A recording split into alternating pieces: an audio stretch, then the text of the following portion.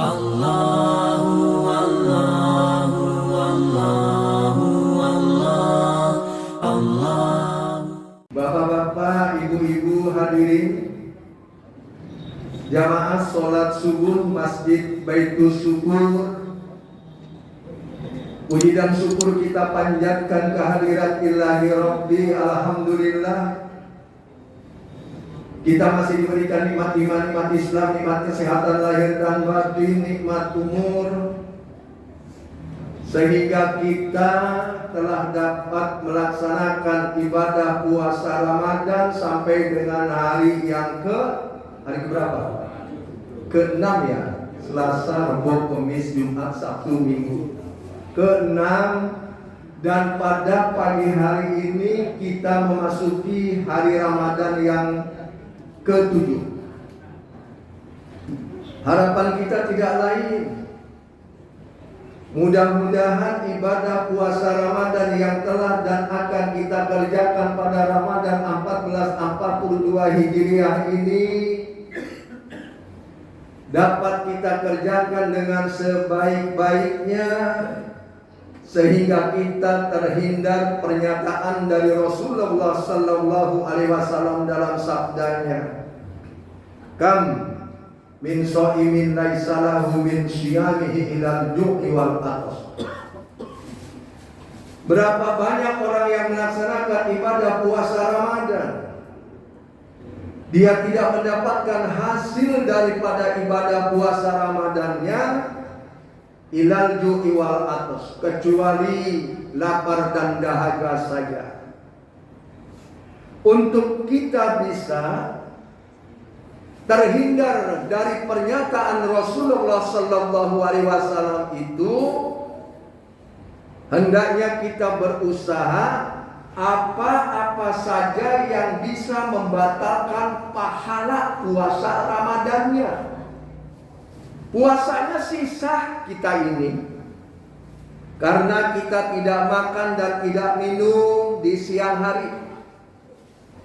Puasanya sah bagi suami istri karena dia tidak berhubungan badan di siang hari di bulan suci Ramadan. Tetapi sudahkah kita berusaha untuk menghindar hal-hal yang bisa membatalkan pahala puasa Ramadan? Di antaranya Rasulullah sallallahu alaihi wasallam bersabda dalam salah satu sabdanya yang diriwayatkan oleh Imam Bukhari, "Man lam yada qaula zuhri wal amala bihi falaisa lillahi hajatun fi aida atau amahu wa sarabahu." Barang siapa yang melaksanakan puasa Ramadan, tetapi dia tidak menjauhkan diri dari ucapan dan perbuatan yang tidak baik, Allah Subhanahu wa ta'ala tidak akan membukakan pintu pahala puasa orang itu. Orang itu hanya mendapatkan lapar dan dahaga saja.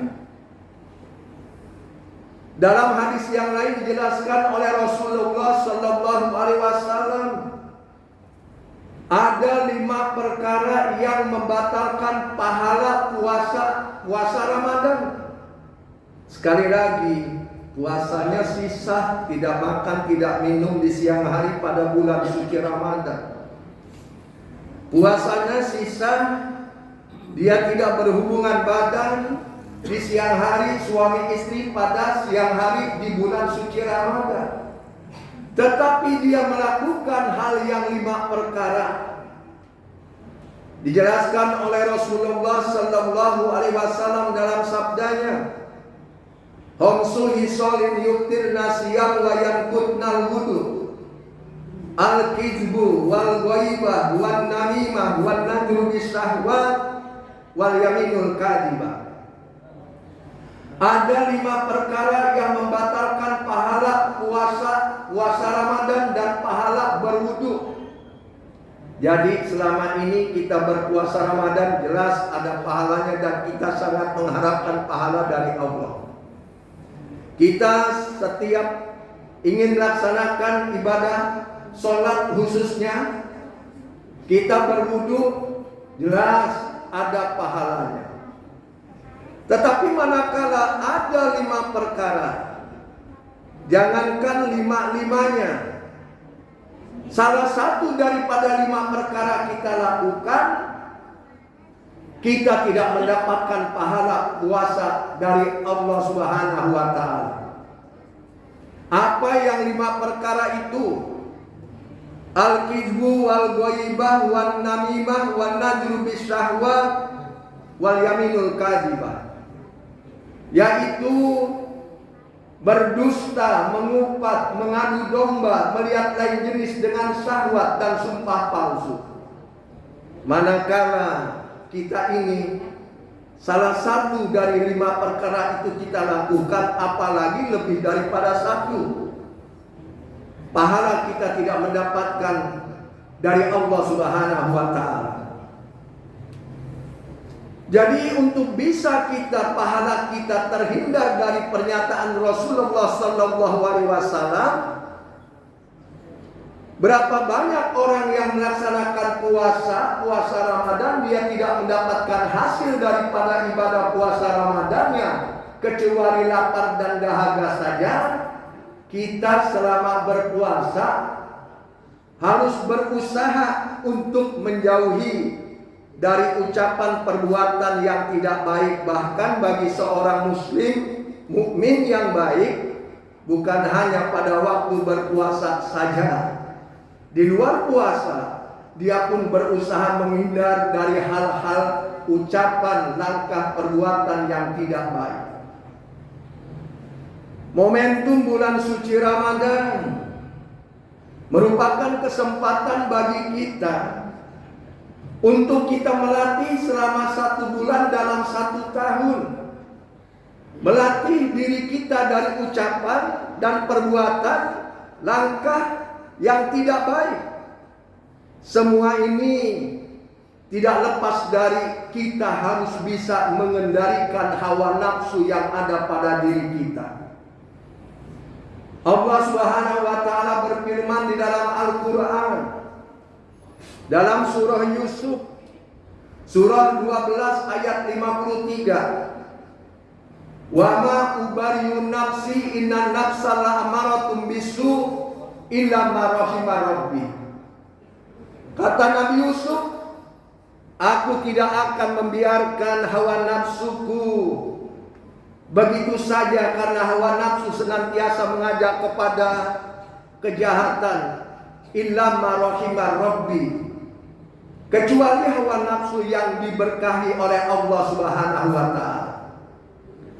Kita ini manusia biasa. Manusia mempunyai hawa nafsu. Kita bukan malaikat.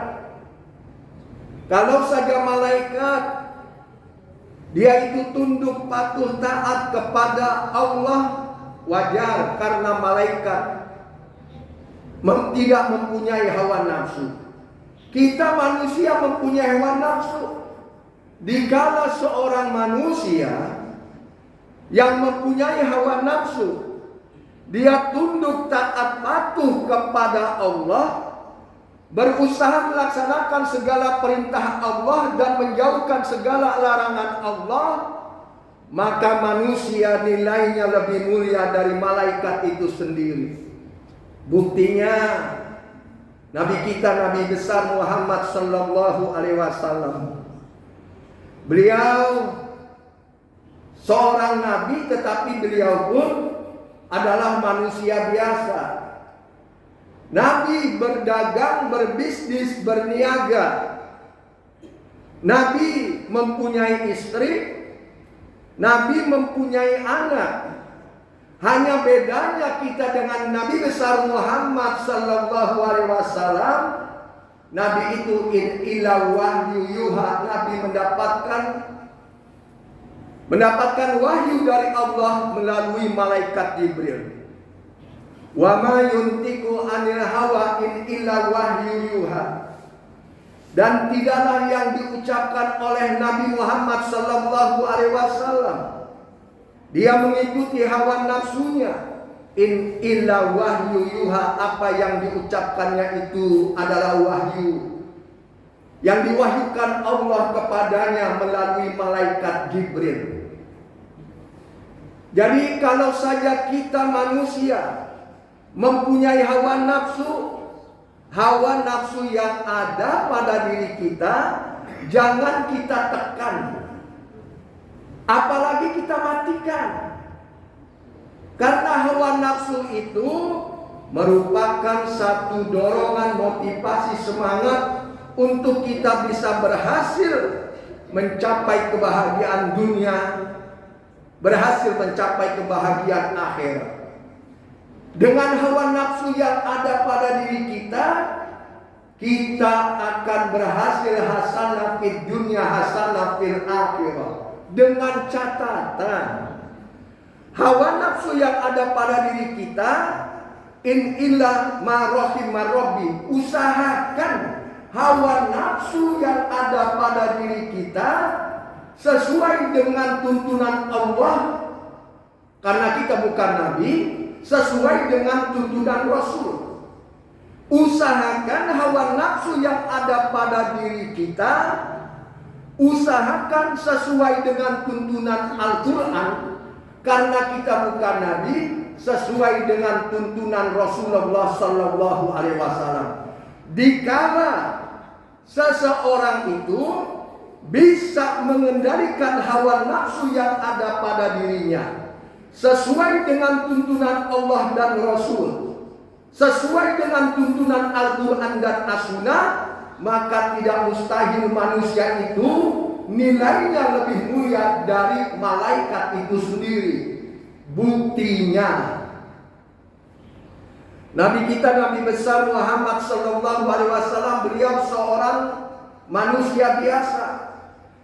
Ketika dimi'rajkan oleh Allah untuk menerima perintah ibadah sholat secara langsung dari Allah kepada Nabi Muhammad, ibadah sholat adalah ibadah yang sangat istimewa. Kalau saja ibadah yang lain, biasanya Allah perintahkan kepada Nabi cukup melalui malaikat Jibril. Tetapi ibadah yang satu ini, ibadah sholat, langsung Allah Subhanahu wa Ta'ala perintahkan kepada Nabi tanpa malaikat Jibril. Malaikat Jibril yang mengantar Nabi pada waktu mi'rajnya, malaikat Jibril, kalau boleh dikatakan, malaikat Jibril adalah komandan para malaikat.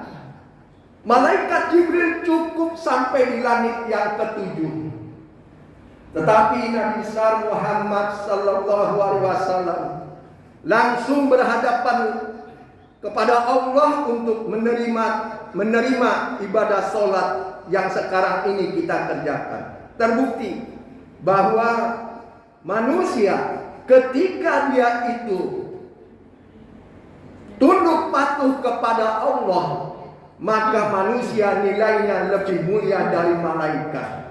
Momentum bulan suci Ramadan merupakan kesempatan bagi kita pelatihan selama 1 bulan ini dalam 1 tahun untuk kita melatih mengendalikan hawa nafsu kita, membersihkan, mensucikan jiwa, hati, pikiran kita.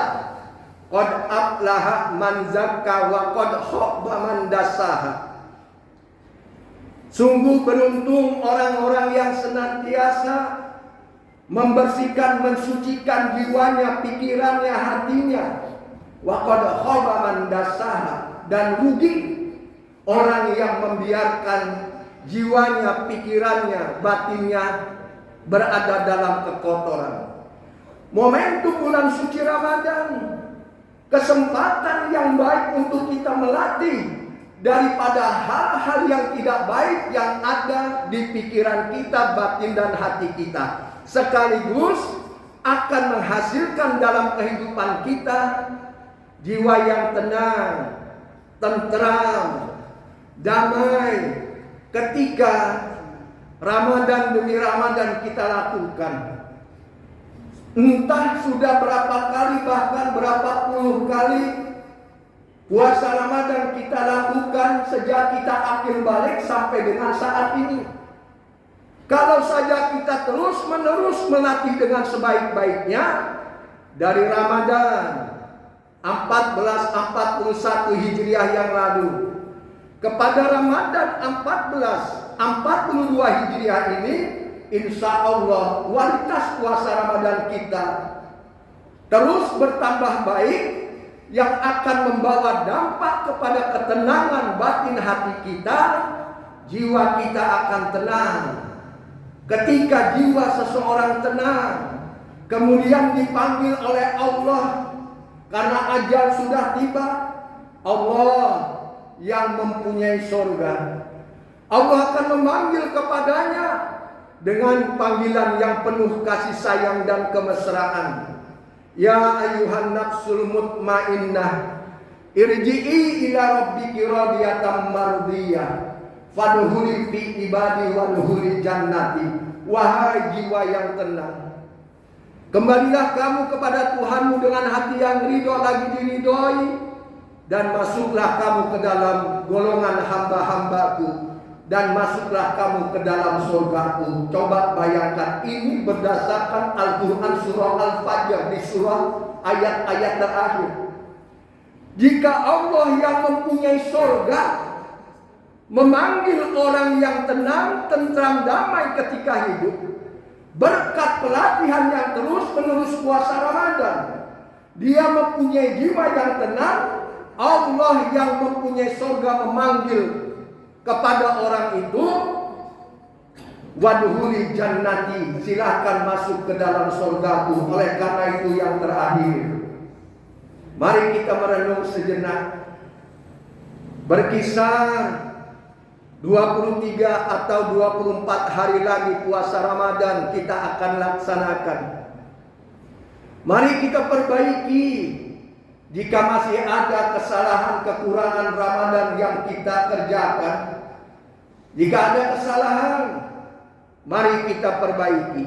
Jika ada kekurangan, mari kita tambah, yang akhirnya insya Allah dari Ramadan ke Ramadan yang lainnya senantiasa meningkatkan ketenangan, ketentraman jiwa kita. Kemudian kita kembali kepada Allah. Allah yang punya surga memanggil kepada kita dengan panggilan yang penuh kasih sayang. Masuklah ke dalam golongan hamba-hambaku, masuklah ke dalam surgaku.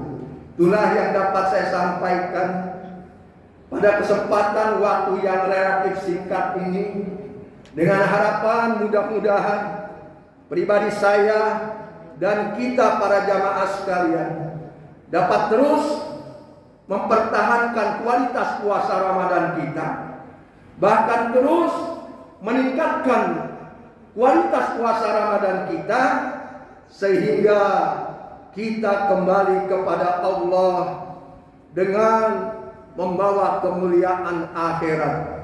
Allahumma inna nas'aluka ilman nafi'an wa rizqan thayyiban wa amalan mutaqabbala. Allahumma inna nas'aluka minal khairi kullihi ma 'alimna minhu wa ma lam na'lam. Allahumma aslih ahwalal muslimin wa ar'is as'arahum amin fi aqtaihim. Allahumma arinal haqqa haqqan warzuqna ittiba'ah wa arinal batila batila warzuqna istinabah. Allahumma adfa'annal ghala wal waba wal bala wal fahsya wal munkar wal bagya wasuyuqal muhtarifata wasadaida wal mihana ma zahara minha wa ma batan min baladina hadza hassa wa min budani muslimina amma innaka ala kulli syai'in qadir. Rabbana zolamna anfusana wa illam taghfir lana wa tarhamna lanakunanna minal khasirin. Rabbana atina fid dunya hasanah wa fil akhirati hasanah wa qina adzabannar. Wa sallallahu wassalamu ala sayyidina Muhammad wa ala alihi washabihi ajmain walhamdulillahi rabbil alamin. Terima kasih. Mohon maaf Wassalamualaikum warahmatullahi wabarakatuh.